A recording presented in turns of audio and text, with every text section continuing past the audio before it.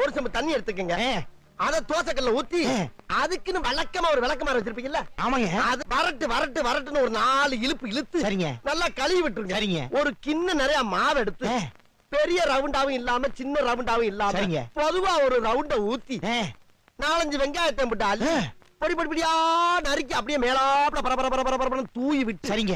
ஒரு நீளமான கேரட் எடுத்து அதையும் பொடி பொடியா நறுக்கி சரிங்க. அப்படியே மேலாப்ல பரபரப்பா தூவி விட்டு சரிங்க. ஒரு 16 கரண்டி நெய் எடுத்து சரிங்க. அதுல 6 கரண்டி நெய்ய உள் சைடு அப்படியே லேசா விளாவி விட்டு சரிங்க. 10 கரண்டி நெய்ய தோசைக்கு வெளி சைடு அப்படியே மேலாப்ல விளாவி விட்டு சரிங்க. இட்லி பொடி இருக்கு பாத்தீங்களா, அத அப்படியே அள்ளி மலை சாரல் மாதிரி அதை மேலாப்ல பரபரன்னு அப்படியே பேய விட்டு சரிங்க.